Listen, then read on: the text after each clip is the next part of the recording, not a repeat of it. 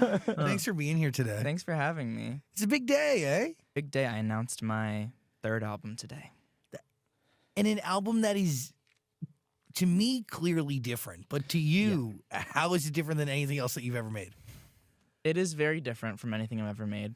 My theory about it was, hey, I made 2 albums, Kid Crow and Soup Break. They're kind of the same thing. They're like brother and sister, you know? And I was like, I feel like I have to do something different now just for the sake of being like, at least I tried something. Like, I just feel like it's fun to try something new. And you change and you grow. And third album, you're allowed to do some weird shit. Are you allowed to curse? Yeah. You're weird. Fuck, shit. Would you, I mean, how would you describe what you've done sonically? It is definitely a pop album, and it's definitely up-tempo and like very synth and very much me being as ridiculous as possible and not limiting myself in the slightest. What is heaven? So the album title to me is basically a double entendre because it's called Found Heaven, and in the album cover I'm like this. So like I think a lot of people when they saw the title first, because I'd leaked it like a few days ago, they were like, oh, like is this gonna be like a happy album? But like no, Found Heaven has 2 meanings. Found Heaven is like finding your own happiness and finding your own shit. I fell in love for the very first time this past year. Congratulations. Thanks. It did not end well. But that's but okay. You're right. It is a congratulations. Actually, there was a massive relief in even knowing that I could feel those things. And that's also why I named it Found Heaven, because that's like a very happy thing. I was like, wow, I found this thing that made me very happy. And I found out I can have all these emotions. But also, it killed me. And I died. And so in the album cover, I'm like dead. But I'm also like happy and sad and found heaven. Like, oh, like grandpa found heaven. Like, oh, he died. So it's like being really, really happy, but also really, really sad. Well, you can't have one without the other, right? Exactly. Yeah. And you learn things from loving and losing someone. I learned a few things for sure. Yes, you learn a lot. And it was simultaneously like the most incredible experience of my life, and I wouldn't trade it for anything. But it was also just like so fucking gut-wrenching. And I thought that people were always exaggerating when they're like, oh, you're gonna be like sad and like eat a bunch of ice cream, and you're like, whatever, like what? And then like you actually do that. Like that actually happened. It was horrible, but it was worth it. As somebody who has recently fell in real love and also received real love for the very first time, I'm assuming this was a mutual love. Yes, it was mutual. Yeah, which by the way, it wasn't. Yeah, for the first time ever, it was mutual. Usually it's you watching or all my songs are fantasizing. like, they didn't love me back. Like, no, they did love me back. And then they were like, no, thanks. Could you describe what it was like to feel loved?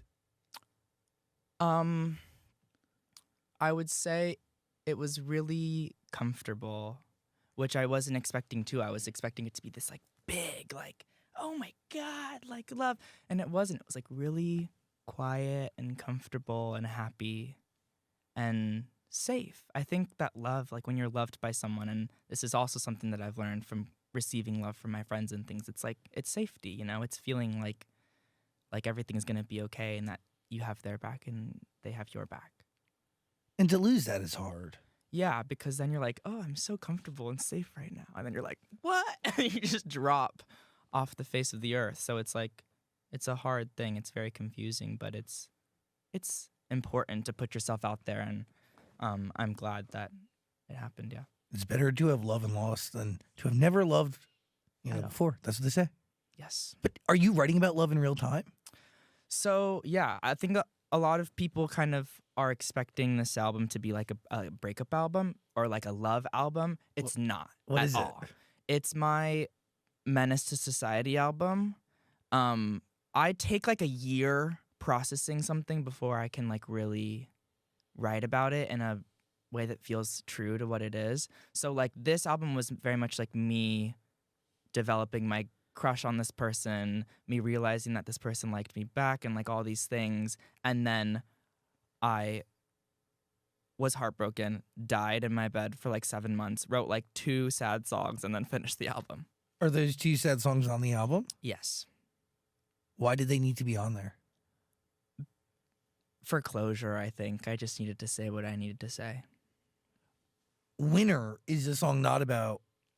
It's about your dad. It's about family, I think, to me. It's the one song that doesn't feature like that teardrop star thing. Yeah, it's... I think, well, I made it with Greg Kurstin. There's like a few songs on the album with Greg Kurstin, and then a bunch with Max Martin and Ilya, and then a few else with this other guy named Sean Everett. But I think the Greg songs do sound a bit different from the Max songs. But it's also just, I think, probably the most vulnerable one on the album, although there's one other that I think people are going to be interested in, yeah. What is most vulnerable? Because to be honest, it all sounds vulnerable, right? Even writing and heartbreak and looking for closure, that's vulnerable. Obviously, writing about your family it's also vulnerable. I don't know. I don't know if it's that like vulnerable to me in the sense that I've always done it. Like I've always written about my life and written about people and been very specific and figured out how to process my, like that's just how I heal. I figure out, I process and I heal by writing songs and making music videos and you know, making stuff. That's how I process my emotions. So yeah, it is vulnerable, but it's just like also just what I've always done. So nowadays it doesn't take as much, like I try not to think about it as much these days, yeah. What is it like to find somebody who you can be in a relationship with that accepts you for that? Because that's a big one. I think it's important, but I also think that, like, what if someone was like, oh, fuck you for, like, having a bad childhood? Like, what? No, but even writing about the relationships you're in, right? Like, it's, I mean... Oh, yeah. Oh, I mean... Nobody should ever fault you for sharing your life and truth through art, ever. But there is trepidation if you're on the other side, like, if you are on the side of the the receiving side of the pencil. Yeah. I mean, I wouldn't know. No one's ever written a song about me. I'm waiting. Yeah. Like... Oh. But I also think that, with that being said, I think, one, this person probably wasn't expecting me to write songs about them. I don't know. But also, if you don't want me to write a song about you, then don't treat me like shit. If you date a musician, they're going to write songs about you, good or bad. Yeah, of course. I mean, that's just a given. Yeah. So be nice, and then you'll get love songs. You know? And then be not nice, and you'll get the other kind of song.